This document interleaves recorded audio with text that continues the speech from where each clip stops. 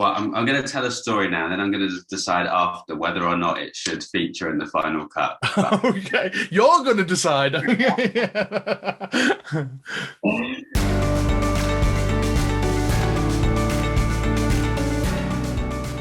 Hello and welcome back to the Lib Dem Podcast. Now we have a very special guest.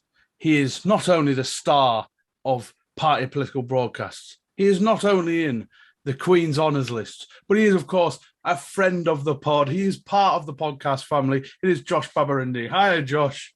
Hey, John. What an introduction. Yeah, I thought it's not often we get Knights of the Realm. I've upgraded you there, but you finally a rival to Richard Kemp. He always goes about how his New Year's honours accolades he's got, but now we've got you as well, so it evens it out. Yeah, just Commander Kemp. Yeah, Commander Kemp, that's right. So, Josh, for all those that don't know, Josh has been selected to be our candidate in Eastbourne. Now, we're going to talk a bit in this episode about Josh, about Eastbourne, some of the challenges, because Eastbourne is one of those places. If Lib Dems are going to have a good night whenever the next general election comes, then Josh is going to be one of our new MPs. And we're going to talk to him about how he deals with that pressure, how life is being at the moment as a target candidate. But firstly, Josh, thank you so much for coming on. I suppose, well, let's start right at basics, because as much as you might not be aware of this, Josh, some people might not know where Eastbourne is. So can you describe just where in Britain is Eastbourne? Well, we're going to put that right, John. Eastbourne is the sunniest town in the UK. And that's true. It gets more hours of sunlight than anywhere else in the country. It's been measured. And we are in between Brighton and Hastings, so southeast coast. Yeah. So if you think of Brighton as directly south from London, you're a little bit to the east of Brighton. That's where I when I had to look it up, because it's not the north, I had to look up these things. But so we've established where Eastbourne is. Now, I suppose the next big question is, who is Josh Babarinde? Who are you? Give everyone a flavour of who you are. Who is this bloke? Well, I am a down-to-earth Eastbourne boy with an out-of-this-world determination to give back to the town that made me me. I'm an Eastbourne boy, born and bred, and it was local teachers who believed in me. It was scout leaders who challenged me. It was business leaders who took a punt on me, giving me my first job. It was our community who kind of lifted me. And, I had some tricky patches in my childhood, John. And I went on to work with in my career some of the folks who've had similar experiences, and, things have kind of veered off course for some of them. But I was lucky in that I had this town to support me to go as far as my talents, motivation, spirit was able to take me. And I noticed in your announcement post you put on Facebook, you talk about, your family that inspired you and the teachers that kind of made you who you are. You really feel like you want to give something back to Eastbourne, is what I'm getting from your post. It's a complete love of the town. Yeah, I find it really hard to describe, and people make fun of it, which I'm fine with, because it is kind of odd in a way. I can't quite place it, but this town is extraordinary. Magical stuff happens here. There's nowhere else I've been in the world that feels like and is like Eastbourne. Folks look out for each other in a way like no other. Folks are proud of someone, from Eastbourne who's done good.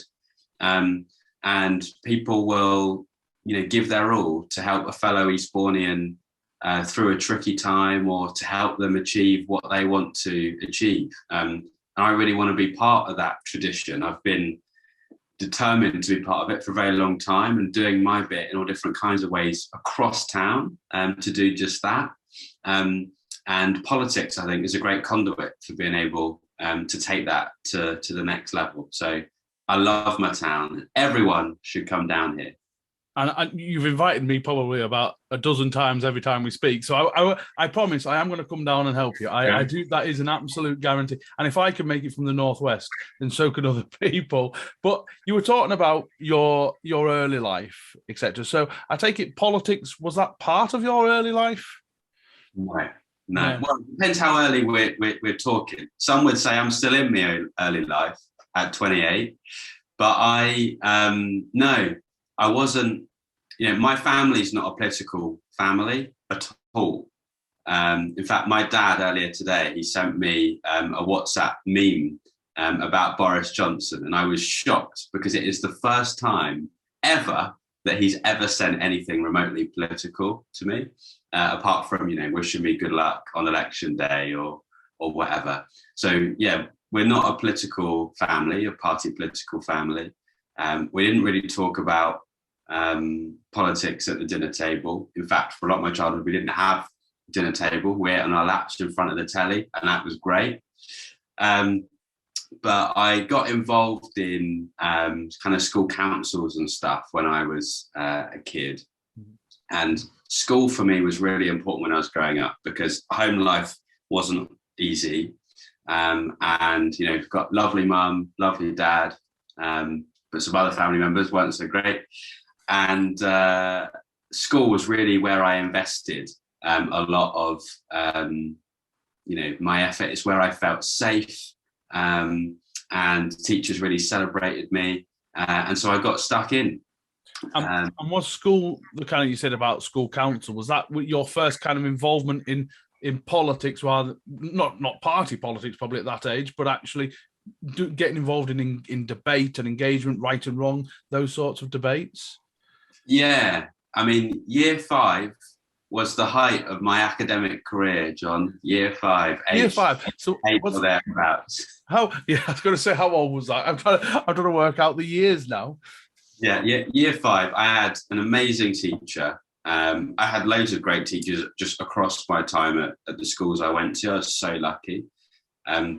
There's one in particular. Her name was Miss Pett or Mrs. Lynch when she got married. And I don't know what it was, but I just felt like she saw something in me. She really believed in me. And, I just bent over backwards in kind of all my schoolwork and stuff to really, impress her, basically. And she just egged me on to, do all the things that I wanted to do, including the council. And that was, my first taste of standing for an election, of, trying to identify what the issues were and then doing something about it and then telling people that I was doing things about it. I learned the Lib Dem pavement politics gospel when I was still a kid. It's probably a harsh question to ask. Do you remember what your platform was on at that time? What was Josh Babarinde's kind of manifesto pledges back then? I think it was more golden time. I actually tell you a big manifesto pledge when I was running for head boy when I was at secondary school was to bring back non-uniform days, right? Oh. So, we'd gone the whole 5 years without having one. And loads of people were really miffed about that. And I had a good relationship with some of the kind of senior teachers, and I thought I could probably do something about it. So that was my platform. I stood, I won. I wasn't the shoe-in candidate, by the way, either. There was someone who served on all the councils for years and years. I overturned this safe seat, and I then went to the head teacher's office and said, in far less articulate terms, I said, I've got a mandate now, and we've got to have a non-uniform day. And after some negotiation, got one. I wrote a letter to every kid in the school and their parents saying, on this day, wear your own clothes, bring in some cash for charity.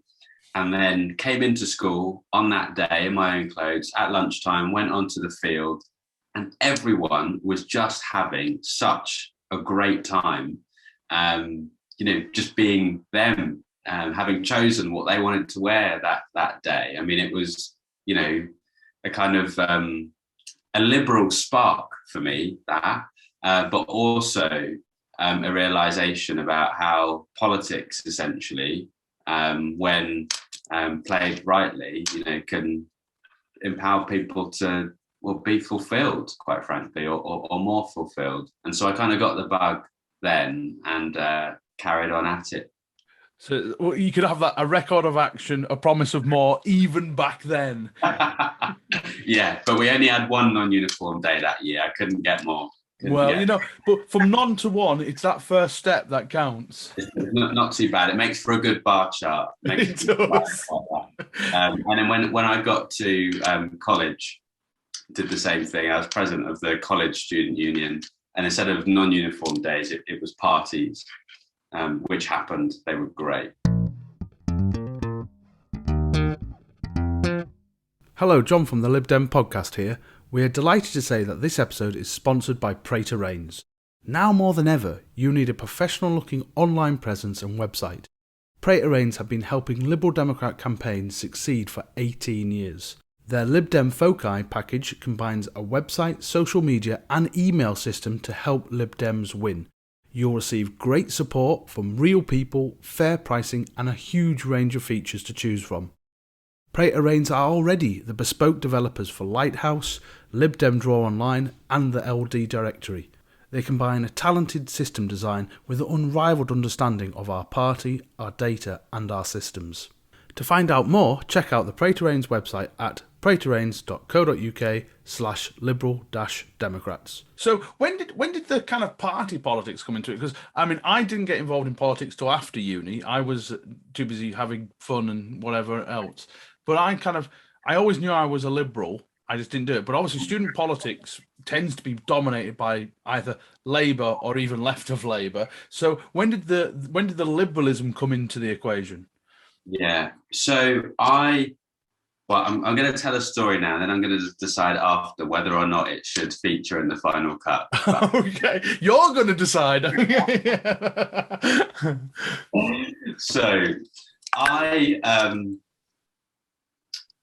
when I was at college, I was one of my A levels I was doing was politics, and a few mates of mine. We went over to the University of Sussex, one of our local unis, for an open day. And that day happened to be, it's during Freshers Week, and there were loads of Freshers Fair stalls and stuff around. And we spotted a Conservative one, and we thought, well, there's no way that we're going to go and talk to those folks. But then we all knew we were kind of on the centre left. And so we're looking for a Labour stall, and we couldn't find one because Labour are nowhere down here. And that's been the case for a very long time. Labour can't win here, John. Absolutely. And we found a Lib Dem stall. And I didn't really know much about the Lib Dems at the time. And they had some really cool beer mats on the stall. And I asked for a beer mat to take away, and they wouldn't let me have one unless I joined. So my mate paid for me to join the party. And then I started getting... So I'm just chuckling away. So I joined because of the Iraq War and ID cards. You joined for a beer mat. Is that how it works? I joined because of the beer mat. And then I started getting lots of emails through. This was in 2009, right? So I was about 15, 16. Got lots of emails through. And one of them said that Nick Clegg was going to be coming to Eastbourne to do a kind of town hall debate. And he came, and I went along with that same group of mates. It's an interesting event. But there was a man sat behind us who was almost heckling xenophobic, comments and things, which just didn't sit right with us. So when the event ended, my mates and I had it out with this guy, and as the town hall was emptying, it was just kind of us that were left in there. And at that point, then parliamentary candidate Stephen Lloyd comes in. I'd met him once or twice before, and he said, "Oh, you're Josh, aren't you? Good to see you. Come on now, let's break up this argument." The xenophobic guy left, and Stephen said, "If you want to do something about that kind of rhetoric, then come and campaign for me." So he gave me a card, and I was roped in then to delivering leaflets and knocking on doors and speaking at the adoption rally, and anything and everything as part of the campaign. Then he won. The Tories only lost 2 seats in the 2010 general election. One of them was in Eastbourne, and that was that. That's how I got involved. And I decided, it's very clear to me actually, as I got to know the party even more and even better, that I was indeed a Liberal all along. And that story that I told about, the school uniform stuff, kind of is testament to that liberalism. And also what's kind of really important to me, and what makes me a Liberal more than anything else is I'm really frustrated at the role that luck plays in shaping people's respective courses and quality of life. It's just not fair. And I reflect on my own experience growing up. Yes, I had some tricky patches, but I was lucky to have grown up in such a supportive town, with a supportive family, with a supportive community. Other folks, through no fault of their own, are born into tricky circumstances where they don't have that, and that is not fair. And what is important to me about liberalism is, fighting for that society where it doesn't matter, where people can do what they want to do. People have the security to live the life in the way that they choose to. And that's why I stayed in the party. That's why I've been a member ever since for the last decade and a bit. Because our argument is that it's sometimes thrown around, people can beat the odds. People are incredible. They beat their odds. But our argument is we want to lessen those odds for everyone. Yeah. It shouldn't be a 1 in 100 chance that someone from a certain school goes off to university. It should be they should have an opportunity, and we should give them as many opportunities as we can. Totally agree. I mean, it's great that we celebrate, those who break out of tricky circumstances, but we need to focus on trying to just get rid of the tricky circumstances altogether, not glorify them. So you've talked about Stephen Lloyd, and I suppose we should now talk about the seat. Actually, the politics of the seat. We'll talk more about like how you're coping with being a target candidate. But so Eastbourne, like I said, we were won in 2010. Even before that, for about 20 odd years, since I think I'm just going to go back. Let me just check exactly what it was in 1997. So we were only 2000. Sorry, big pardon. 1990 was where it all changed. Yes, that's right. Well, we got a majority then of 4,500 in 1990. But since that point, it's always been tucken. It's been very close between us and the Tories. A couple of thousand here, a couple of hundred there. For basically 30 years, Lib Dems and Tories have been to and froing in this seat. So is that an exciting prospect? Is that kind of thing, right, I know I've got my work cut out? What does that say to you? Well, it's definitely exciting because this is totally winnable. Not just owing to the size of the majority, the small size of the current majority, and small size of the kind of historic one over the last 20, 30 years, but also because folks in Eastbourne know that they deserve and want better. Mm-hmm. In the last, in 2010 and then in 2017, Eastbourne voted for Stephen Lloyd, who, you go out on the street now and ask people about Stephen, and they will say that he was extremely hardworking. He was around everywhere. So many people are gutted that he lost. When he lost the first time in 2015, the town came together to try to crowdfund some cash so that he would stand again.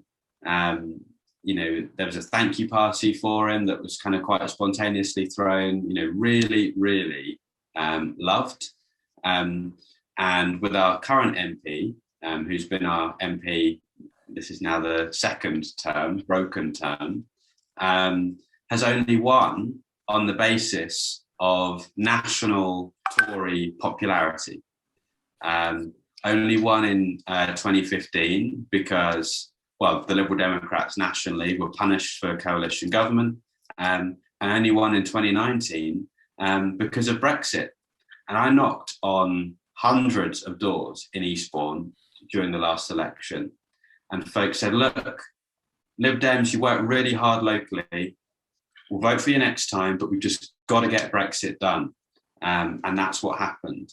And so with Brexit out the way as a major political decider, if you like, but still a big political issue for the next election, with that, reduced in size, I think we've got a really, really exciting opportunity to win this seat back.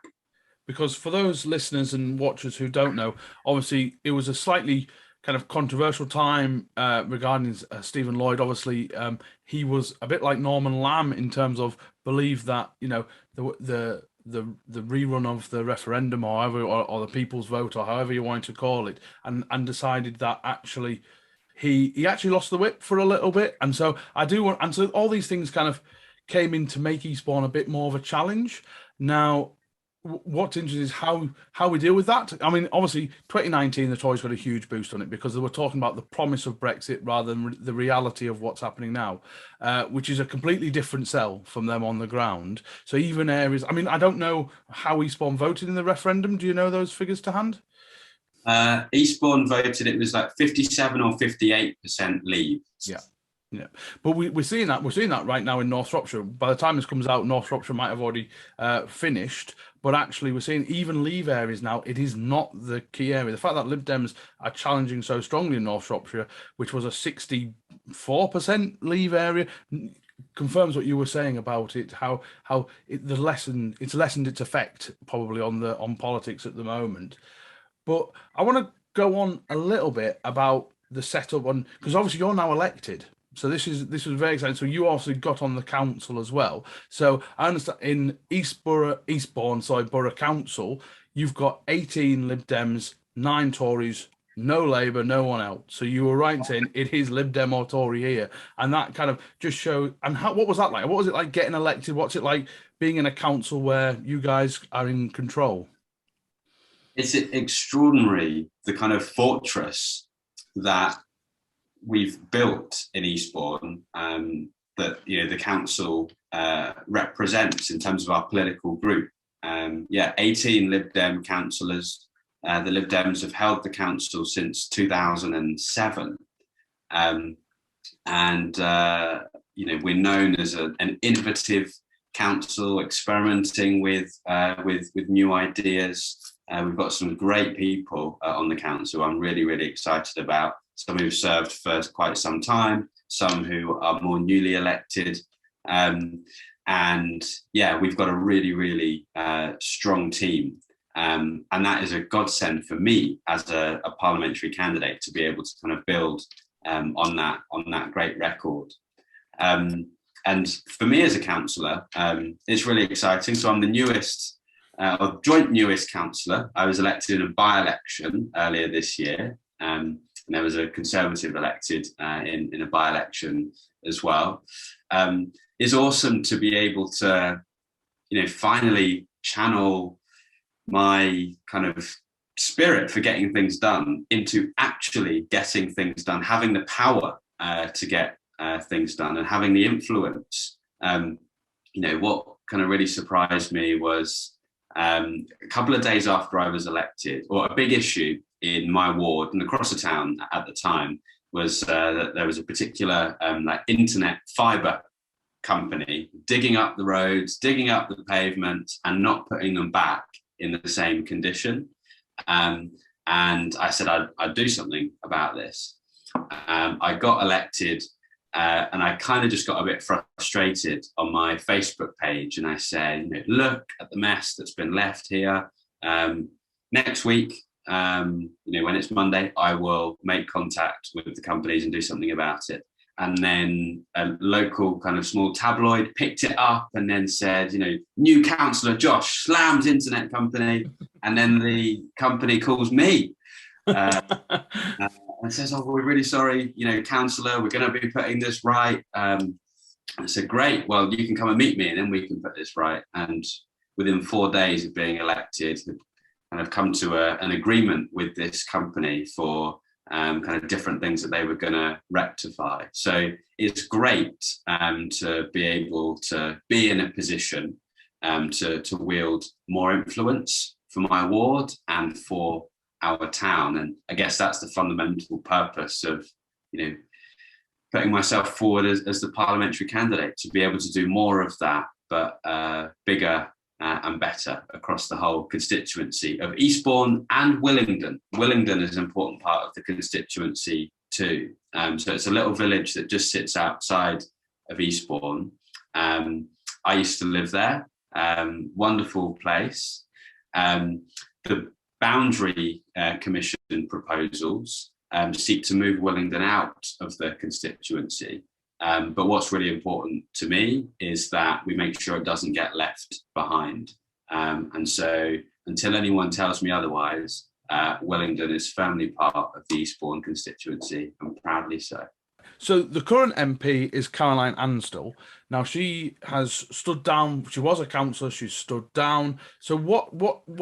I mean, I've seen on some of your Facebook posts about some of her things, particularly around the corruption, Owen Paterson vote, etc. So what is she like? Is she very much a party loyalist? What is her? Because obviously she's had defeat and come back, so she's not someone that's just a flash in the pan. But what's she like as an opponent? So my first interaction with Caroline Ansdell was in those non-uniform school days. And the interaction was when she was my supply teacher. Oh, wow, okay. We go way back. Now, in terms of the dynamic, I mean, I'll be very honest, the town isn't massively fond of our current MP. And folks I speak to when knocking on doors or whatever else it may be, often won't know who the MP is. And folks who do know who the MP is will remark about invisibility, or someone said the other day that our MP started self-isolating before self-isolation was a thing, was in lockdown since the election. This is what people are actually saying. And that doesn't bode well. Our town deserves better than that. And our MP's had big shoes to fill in Stephen Lloyd, who was out and about everywhere. Everyone knew someone helped by Stephen, and you could bet that if you or someone you knew found yourself in a really difficult position, that Stephen would just do everything possible to help. And time and again, people have reported to me that that's just not the case, and they don't feel that we have an accessible MP.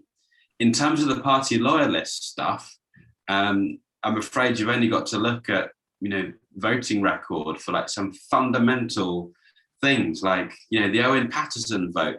A bunch of Tory MPs refused to back that, but our MP walked through the lobbies with Boris Johnson and the rest to try to meddle with the anti-corruption rules to get their mate off the hook. Breaking manifesto pledges over social care, breaking manifesto pledges over triple lock pensions. The list goes on.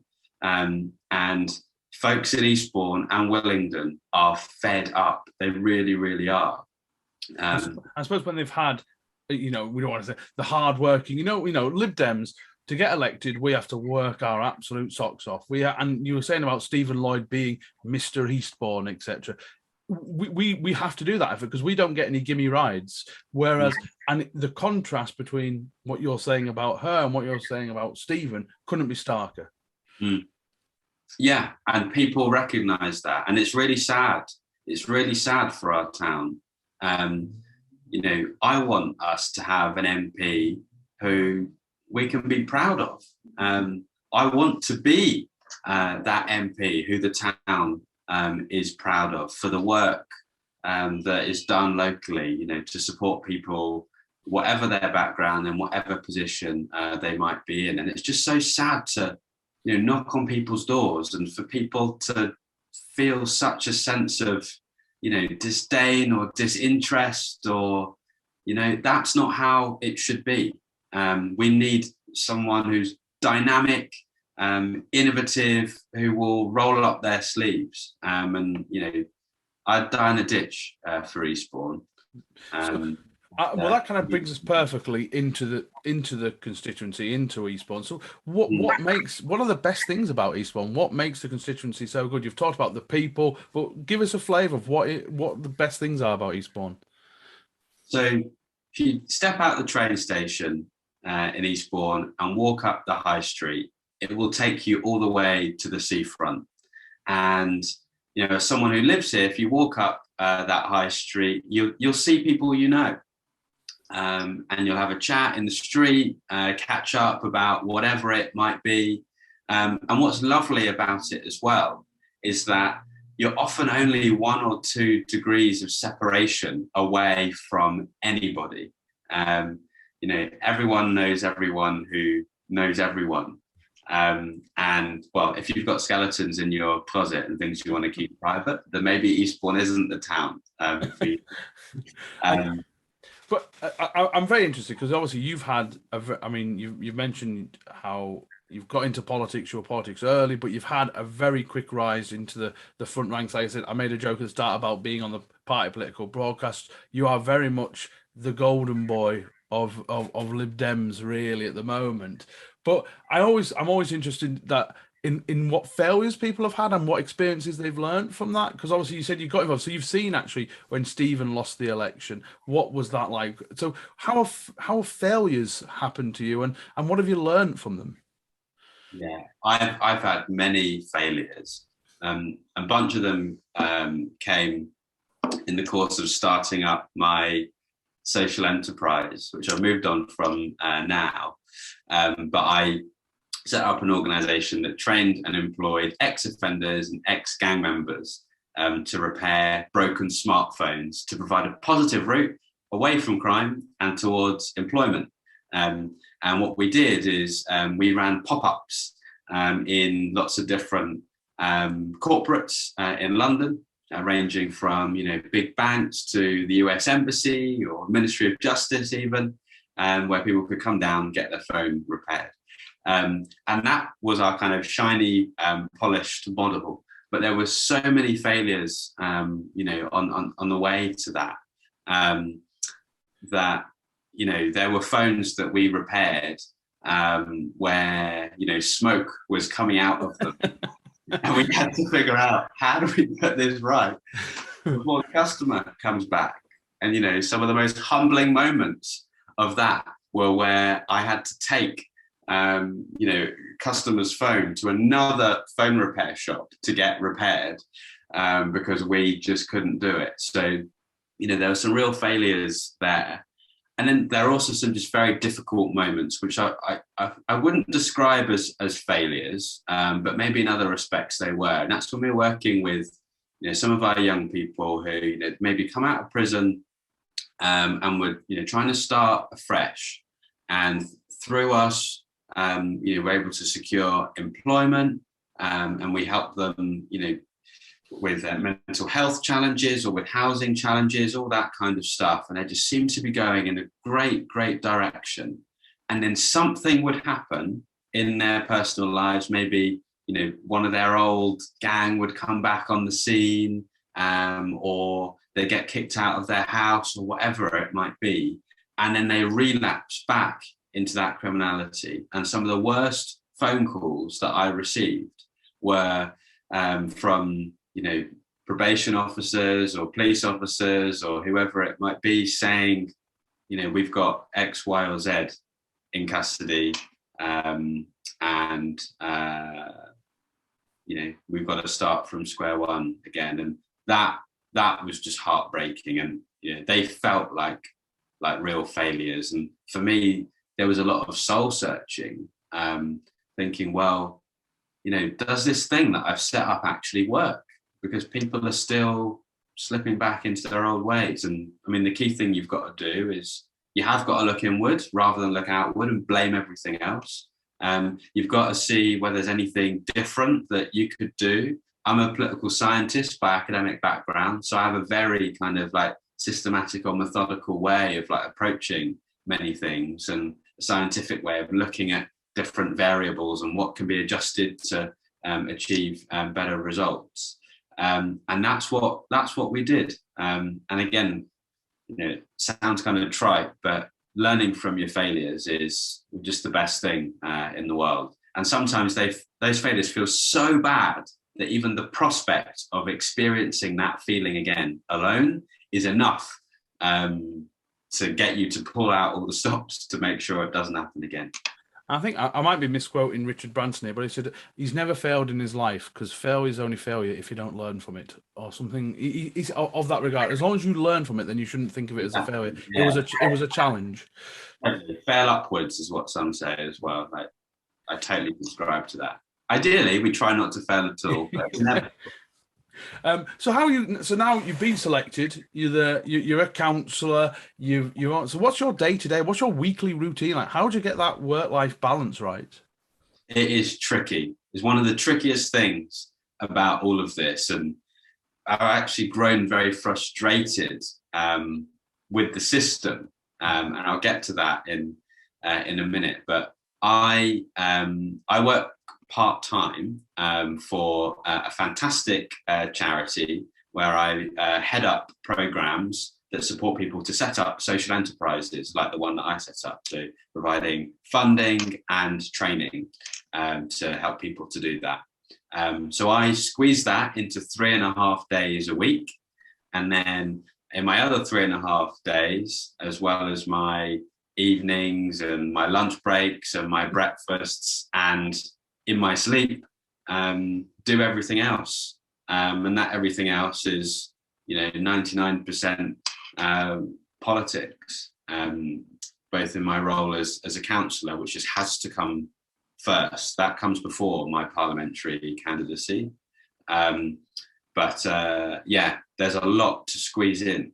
And those roles, and you'll know as a counsellor yourself, John, even though there is an allowance that comes with being a counsellor, they're not paid roles. You're not paid to be a counsellor. You're not paid to be a parliamentary candidate. And that's not a Lib Dem specific thing. That is our system altogether. And, I have 3.5 days a week to devote to my politics, and I find that difficult. Many other people haven't found a configuration that even affords them that much time. Which is why, I mean, we've talked about this on the podcast and other times, so many councillors and people who get in politics are of near or at retirement age. And this all come from such wealthy backgrounds, they don't have to worry about that. But people like you and me who have to, who balance everything else we do, including charity work, everything else, it's incredibly time precious. And that's probably our biggest challenge is actually, we would love to do everything every day to do with politics, but we have to support our families and everything else, but also there's just not enough hours in the day. Yeah, and it's really terrible for diversity. There are some great people in politics now, don't get me wrong, but I think we can all agree that there are so many great people who aren't involved now, who are scuppered from being so because the practical circumstances just don't stack up for them. And it's really, really tough. And it's not fair, and something needs to be done about that. Otherwise, we will only get the same kind of folks going into politics over and over again, the same kind of legislation and policy coming out of Parliament, local authorities and everything in between. And that does not do our country, our society justice at all. We have to do something about that. And, it particularly affects those from working class backgrounds. I, describe myself as a working class boy, a socially mobile working class boy. And it, doesn't do any favors, for those from ethnic minority backgrounds either. And unfortunately, I'm so sad and also angry about this. You know, our party has the greatest distance to go in terms of the big three. Yeah. We, John, have never, ever elected an MP of Black heritage to Parliament as the Liberal Democrats, as the Liberals or the SDP, or as the Whigs. 400 years, not one. We have to do something about that. I intend to be very involved in doing something about that. Does that bring pressure? Does that bring pressure to you? Though we've been on the podcast about on this issue, talking about how we must do better. You know, how we've got to challenge ourselves to widen our net, to widen our talent pool, because there are people, as you say, who are missing. But being so prominent as you are, being perhaps the first in history to do it, how much do you feel pressure? Is that an added pressure on you?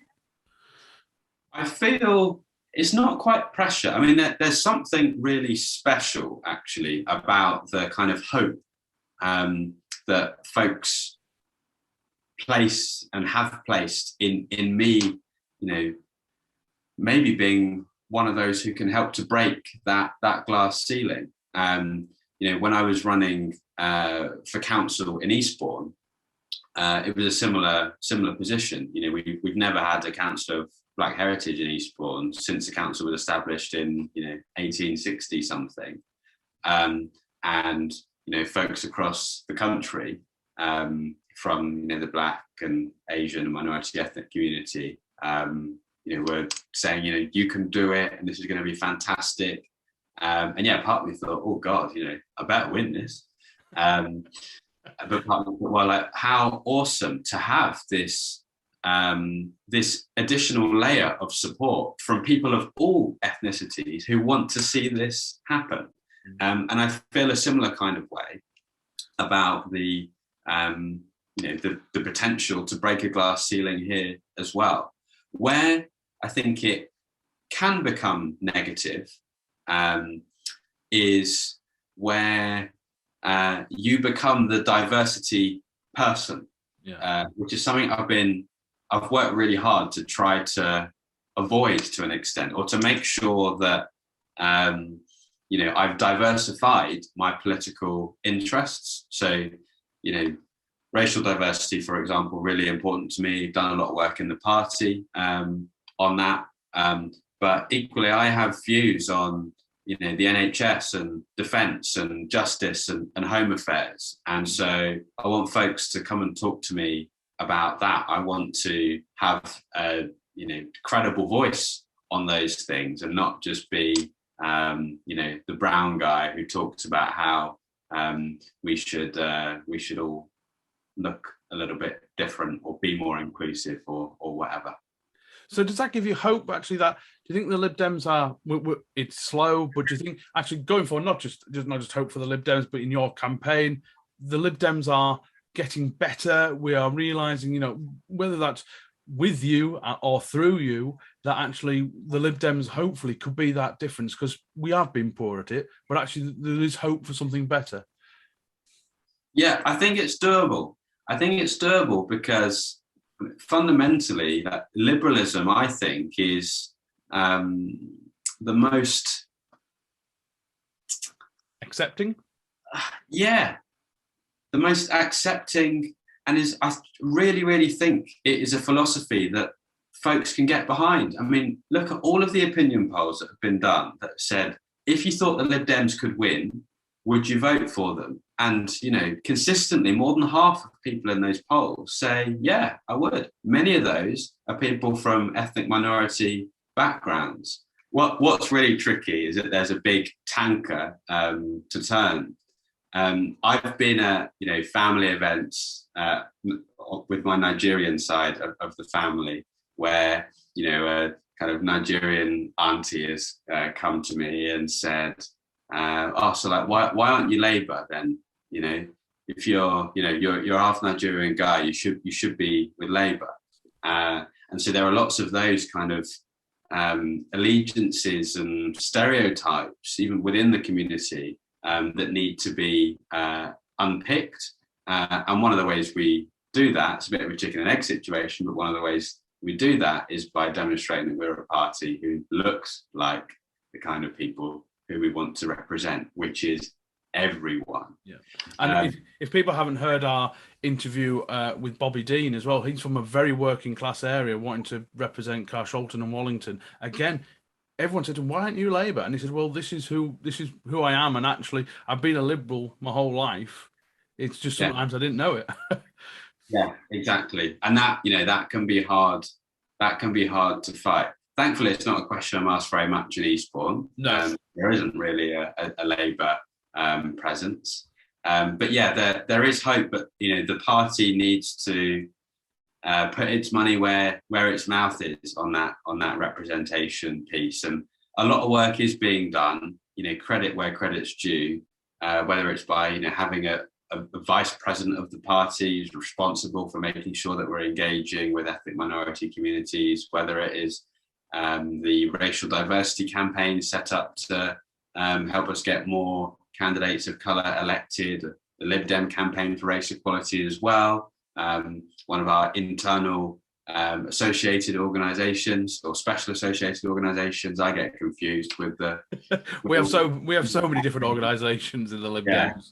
Anyway, they're a great organisation. There's some great work happening. Of course, we've got MPs of colour elected, which is great, and we have diversity in the House of Lords as well, but not enough. Got to go even further. And I'm committed to doing what I can to help that process. So let's talk about the wider campaign now. So what are the big campaigns in Eastbourne that running up to the next general election you think, okay, this is going to be my ticket? It's not going to be, it's not going to be non-uniform days. I'm assuming you've moved on. So what is the next big campaigns for you? So top of my list is our hospital, the DGH, District General Hospital. I was born in there. My little brothers and sisters were born in there. I went to college next door, and my little brothers and sisters are much younger than me. So I was at college when some of them were born and would pop over to the maternity wards and go and see them. And our hospital has been subject to a number of service downgrades over the years. But this government, that's Boris Johnson, and that is Caroline Ansell, our MP, have said that Eastbourne will be one of the 40 new hospitals that were pledged at the last election. That's many new wallpaper on it or something. Well, we'll have to wait and see. But what's really interesting is that when the announcement came, they were all over it. But since then, we've seen a change in tone. And some of the MPs, not just the Eastbourne MP, but neighbouring MPs, whose constituents also have an interest in this hospital, we've seen the language change from brand new hospital to state-of-the-art hospital or refurbishment or redevelopment, which is not the same as a new hospital. And so I'm a member of a fantastic campaign group in Eastbourne, Save the DGH, that has been campaigning to preserve and take our hospital to new heights for years and years. It's chaired by Liz Walk, whose nephews and sons I went to school with, as I've known her for a little while as well. And I've been battling to make sure that we don't let the pressure off. And I will do just that for as long as it takes until we get that commitment fulfilled. So that is a number one issue locally. Something that I've been working on, actually really close to my heart locally as well, which is around the Royal British Legion in Eastbourne. Fantastic organisation supporting veterans across our town as well as their families. And the Eastbourne branch kind of suffered a rocky patch recently, and I've been supporting them to get through it. And I'm proud to say that just last night, we relaunched the branch in Eastbourne Town Hall with a great body of people there, great new chairperson. And this is really close to my heart. It was my great-granddad, Thomas Gittins, Flight Lieutenant Thomas Gittins, is in the RAF during the Second World War. He served with bravery, and when he left the Royal Air Force, he suffered from many challenges, and just mental health issues were essentially what happened. And the Royal British Legion is exactly the kind of organisation that would have been able to support him through those times. And today we still have so many veterans who are in a similar position, and so it's so important our branch is preserved. So we've been doing a lot of work around that. And then the third thing, because the two things I've spoken about come from, I guess, a negative place in a way. I want to stop the closure of the Royal British Legion branch, or I want to stop the downgrading of the hospital. Or something positive that I want to do is really lift up and inspire our young people across our town. And I announced just yesterday that I'm launching a roadshow. Where I'm going to take, I've got it on my desk, in fact, this old thing, this little medal I got the other day, that I don't want to gather dust, that loads of people across town are really excited about. I am going on a roadshow, taking it across schools in every corner of Eastbourne to prove to our young people that you haven't got to be rich and famous to achieve what you want to achieve. That with hard work, with commitment, and if you dream big and have the support that you need, then anything is possible in our town. So I'm really excited to be able to share Eastbourne's OBE with our town. So those are some of the core things that are top of my agenda the next few months and beyond. They're all fantastic, Josh, and everyone at the podcast is so proud of you that you got that OBE as well. Maybe not Richard, Richard can get jealous, but yeah. But also, I suppose one of the big things is you've got to now go and win. That's the thing. So what's your? I've asked all the candidates if they had 10 times the budget that they have now, what would they spend it on? And so where are you in terms of campaigning? Obviously, you're in an area that has Lib Dem strength. This isn't somewhere that's come out of nowhere, but all campaigns would always like a little bit more, whether that's manpower, money, data, whatever it is. So what do you guys, if you had that magic wand and said, right, I can have an extra 100% of something, what would you have? Well, I think I would want to do lots more delivery. And a reason for that is because in this last week alone, every single day, something new has happened. There's been a new scandal and comment to offer. And we simply wouldn't be able to print leaflets and deliver them quick enough to catch up with the next scandal that's about to come out. So for times like these, I'd love to be able to get leaflets out to the whole constituency much more quickly, kind of level actually that we might do during the actual short campaign itself. Some of that we kind of need now. So that's one thing. Second, and I think everyone says this, but it's really true, direct mail. Direct mail is highly effective, but it's also quite costly to do. And thirdly, something that would really, really help is to be able to pay for a caseworker, because I've lost count of the number of people who have emailed me to say, I've gone to our MP, I've put my case forward and I've heard nothing, or I haven't got the help that I've been looking for. And those are, coming in, and, the legacy of Stephen Lloyd as well. folks are coming to me for help, and it is my honour to do what I can to support that. But my goodness, we need more capacity. So those are some of the core things I'd say. Typical politician, Josh. I asked you for one thing and then you give me three. So, but I mean, you're right about what's going on at the moment with the scandals and everything else. Not only would you struggle to get the leaflets out, the size of the leaflets that you'd need for everything you want to come on, and you'd have to have a magazine every week for all the issues. Like an ordnance survey map. That's right.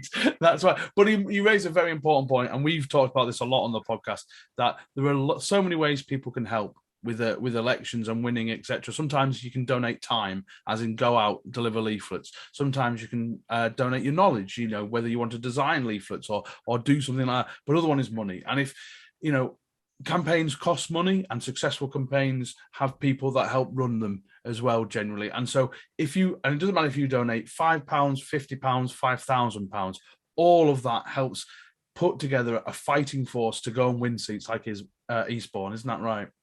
That is too right. Every leaflet delivered, every door knocked on, every penny donated brings us that much closer to the change that we need here in Eastbourne and Willingdon, and to the change that this country so desperately needs on a national level. It is shocking. It is absolutely shocking. I'm not even going to go into it. It's going to make me angry. Everyone listening knows what the issues are. They need to get out. And we only do that by electing Liberal Democrat MPs in the Blue Wall, Eastbourne being a key part of that. And indeed the place where Ed kicked off his Blue Wall tour earlier this year. And so we've asked this of every single person we've had on our next MP series, and do check out some of the ones. We've been Guildford, we've been Carshalton, we've been loads, and we've got loads more. We've got a couple of the northern seats as well coming up. But is there a question you think, John? Why haven't you asked me about that I haven't asked you? Your chance, free reign. Ooh, I knew this question was coming because I've listened to all of the other pods, and the question was going to be. Josh, how can people help you? But you've kind of already covered it. Go on to eastbournelibdems.org.uk and please make a donation, or please donate your time to come and help. We've got a lot of work here to do in Eastbourne, and a lot of exciting things that can be achieved for our town, but also for our party. And I come back to that historic point: we've not elected an MP of Black heritage ever. This could be what changes it. And so if you're committed to that, I want to see a donation come from you on the website. But anyway, you covered that, so I'm going to have another go. Okay, go on then. Well, a question I like, it's a classic icebreaker question, is, Josh, what don't we know about you? Okay, what do we know about you, Josh? Interesting fact. So an interesting fact, I'm actually going to tell one about my mum, because I've talked enough about myself. My mum's an absolute legend. She's in Eastbourne as well. And she, it was back in 1995-6, appeared on Supermarket Sweep. She? Yeah. And every few years they play the repeat on Challenge, that games channel. And from time to time, she said that she'll know that it's been on because someone in Tesco's or whatever. So won't do that. It's not the security guard thinking you just behave in this supermarket. We should point out, because obviously there's a story for listeners that don't know. We were in the Times newspaper that Conservative HQ was instructing people to listen to the Lib Dem pod to get tips on Lib Dem successes. So I don't think there'll be as many Christmas parties at CCHQ this year. So obviously listening to the pod might be a perfect way to them to relax on their way to Christmas. So we should say hello to all the Tories. I think that's a fantastic idea. Hello, Conservatives. Welcome. And I suppose finally, Josh, it's been an absolute joy as always. You know, you've been on the podcast. You're part of the podcast family. we can't say again how proud we are of everything you're doing. You're really an inspiration to a lot of Lib Dems. So final thing from us is tell people where they can find you, whether that's on Twitter, online. You've already mentioned the website, but tell us everywhere people can find you. Yes. So website, eastbournelibdems.org.uk.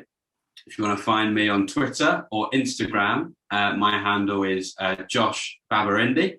And if you want to drop me an email, it's super easy to remember. It's josh@josh.org.uk. So please get in touch if you feel that you can help with anything, whether it's a interesting skill that you have or something that you can donate financially or advice that you think you can offer or relatives who live in Eastbourne who you think we should get to know. Please get in touch. Would love to hear from you. Thank you so much, Josh. And I suppose to all our listeners and viewers, do go follow Josh, but also follow the podcast at Lib Dem Pod. We've got loads of these episodes. Come and get inspired. If you have, I suppose I've been so excited by this, I might edit this right today and get it on there online. So if you are watching it before the by-election in Shropshire, do go help out. Obviously, if you're down in Eastbourne or the South Coast, it's a long trip. I understand that. But get on the phones, help out in some ways. There's been a sea change in politics this week in terms of you just feel the Tory authority is collapsing. The fact we're getting anywhere near the result, and I've been in Shropshire twice. These are rock hard Tories that are switching directly to the Lib Dems. Something is happening. If you can't get to the by-election or you're listening and watching after the by-election, get active. You know, elections, the next general election will be won by people getting active right now. So, but thank you so much, Josh. You're an absolute legend to have on the podcast. Well, I am going to make it down to Eastbourne. I don't know when, but I will promise, given that I'm guaranteed sun, just about is what you've said, I will absolutely make it. But thank you so much for coming on the podcast again. Thanks for having me, John. And I totally agree with everything you said about North Shropshire. This is the beginning of the end of this government. And folks should get involved in that. I certainly will be. Thank you very much, Josh. Thank you for listening, everyone. Bye. Yeah.